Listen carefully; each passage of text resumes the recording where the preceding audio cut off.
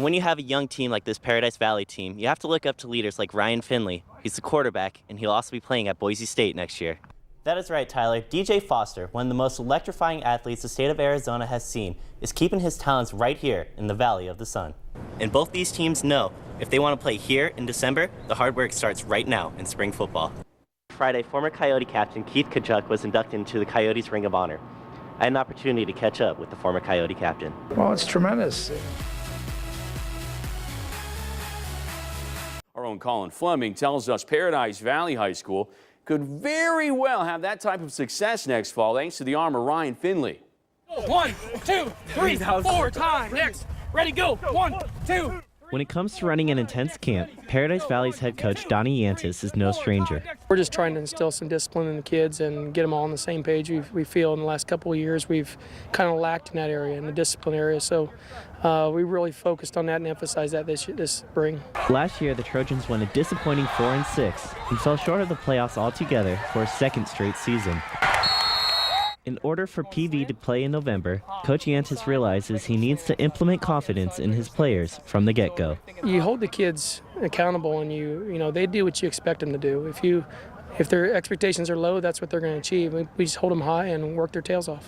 One of the pressing challenges the Trojans face is the lack of upperclassmen. Paradise Valley welcomes the challenge with open arms. Spring is about that, about teaching the young guys and the older guys, really teaching those young guys and bringing them along. That's what we focused on in our meeting as the senior to be. Those guys really coddling those guys and helping them and teaching them the ropes, and that's what our coaches and our older guys are doing. And when you have a young team like this Paradise Valley team, you have to look up to leaders like Ryan Finley. He's the quarterback, and he'll also be playing at Boise State next year. Oh, Ryan's just a great leader, great kid. He's a four-year guy here, and real excited. He's really developed. You know, he took his lumps as a sophomore and developed well as a junior, and we expect big things from him as a senior, being one of our leaders on our offensive side of the ball. We're out here working hard. Everything we do is 100% effort. You know, we're out here just yes or no, sir. We're doing everything we can to be the best football players. Finley is entering his third year as the Trojans quarterback. As a junior, he threw for 2,908 yards and 25 touchdowns. On top of that, Finley was able to rush for 6 more touchdowns. Coming off a season filled with accolades, the 3-star prospect knows his teammates are looking up to him. You know, there's a lot of young guys out here. You just got to get them on your side and make them follow you. And you got to show them that you're dedicated and that you're going to give 100%, and they'll follow. I've just been making friends with some younger guys. Guys are new out here. They might be nervous. You know, I've been out here for 4 years, so kind of knew what I'm doing. They follow and just make friends out here and just lead by example. Always be the first one. There's no doubt that Paradise Valley will be a team to watch in Division III this upcoming season. Reporting for the Varsity Zone, I'm Collin Fleming. And up on the north side, we check in on a couple of the heavyweights with Collin Fleming.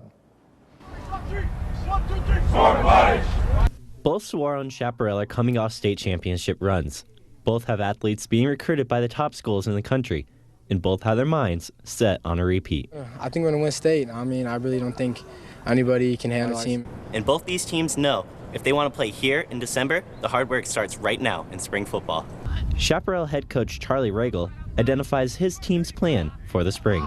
Get everybody on the same page and, you know, really start making evaluations as we go forward. You know, we've made our weightlifting evaluations for the most part in the off season, but now as we go forward with the 7-on-7 and the stuff we'll do in the summer, we'll really, you know, kind of hone in on the guys that are going to be playing for us on the varsity level. And quarterback Connor Brewer sees the pieces starting to fit. Everything's coming together. You got some young guys stepping up and definitely got a lot of older playmakers, and we're just trying to set up that O-line right now, and everything else is looking pretty good. However, spring ball doesn't come without frustration. We're real young. We're young but enthusiastic. I think our kids are going to do a great job. Right now we're installing, and so it's kind of tough for those guys to pick everything up in 2 days. But they're enthusiastic, they're excited, they're running around and running the football and having fun, and the rest will come. But one thing both teams can agree on. We're excited to get started.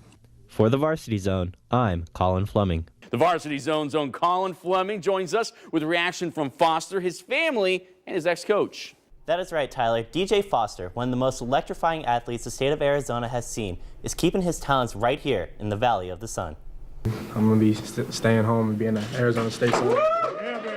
The highly anticipated decision of where DJ Foster will be heading to play college football has been made. I mean, I just feel like I can't go wrong. It's just a perfect situation for me, my family and friends, and just the program, and run the same offense, and just good people. I feel like the coaching staff is working hard, and the players are working hard, and I feel it's the beginning of something really special. Foster had no idea where he was going until the night before his commitment, when a pitcher made the decision for him.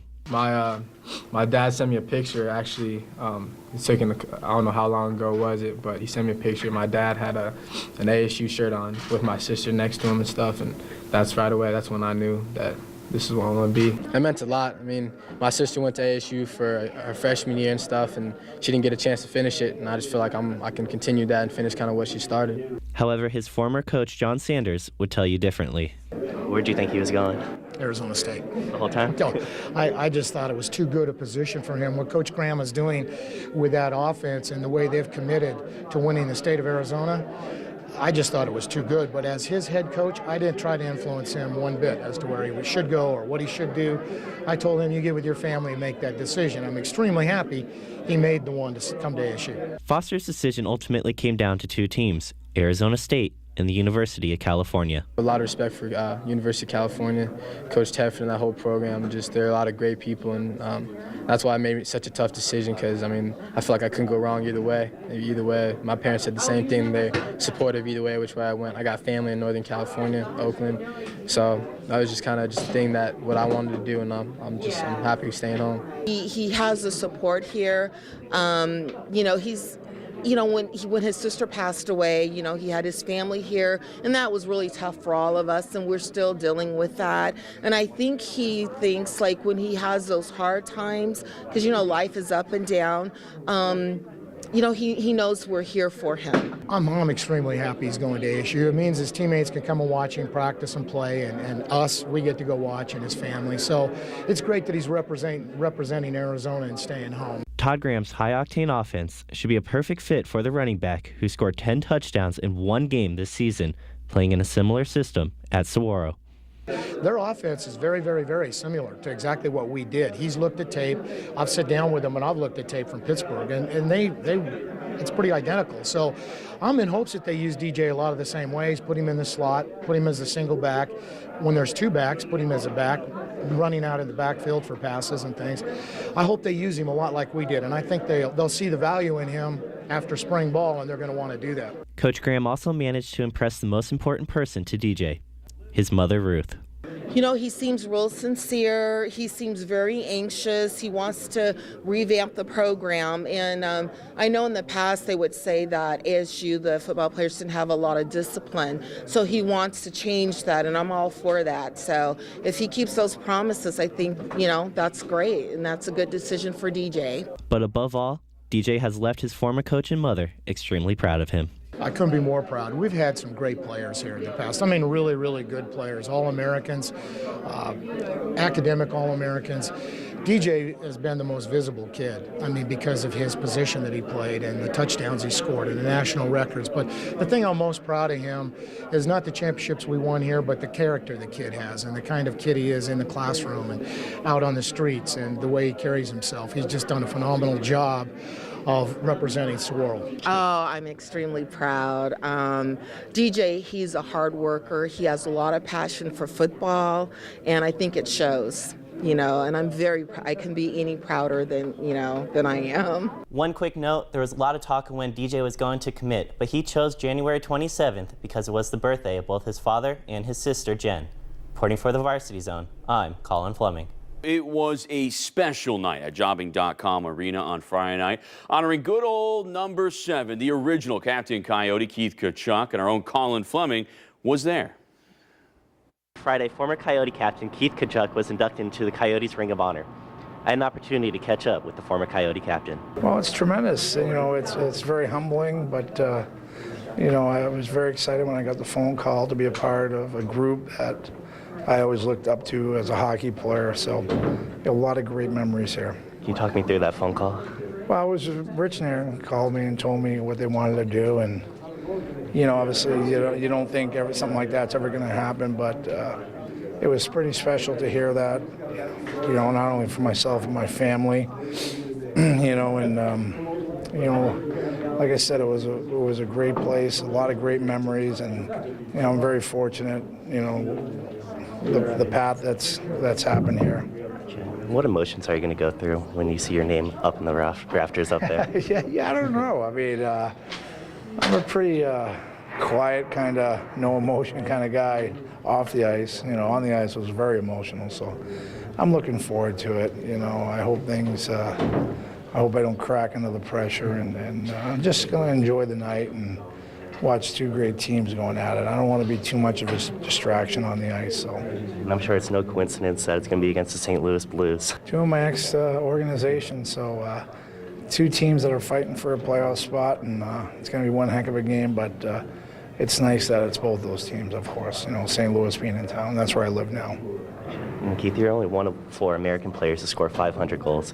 Is there anyone that just stands out to you? Yeah, the easy one, the number 500, you know, getting open net in Columbus. But no, it's, you know, things have worked out really well, and you know, I played with a lot of great players who pretty much just gave me tap-ins, so I was very fortunate to play with those guys. And I have to ask you, the Walt, where does that come from? Eddie Olczyk, my boy Eddie Olczyk, when I played in Winnipeg, there was an older NHLer, you know, Walt Kachuk out of the Rangers, no relation, but I got there and Eddie O says, your nickname's Walt. And I said, okay, what am I going to say? I'm 19 years old. Exactly, have to go with it, right? Yeah. All right, Keith, what's life after hockey like for you? A lot of traveling with my kids, playing a lot, coaching both their hockey teams, and it's been pretty busy. I don't think I've had one free night in the last year and a half off, so it's wonderful. I miss a lot, so I'm glad I'm having the chance to spend it with them. Keith, congratulations on your honor. It's truly amazing to see someone so aggressive and just energetic on the ice be so humbled by an experience like this. Reporting from the Ice Den, Collin Fleming, 3TV Sports.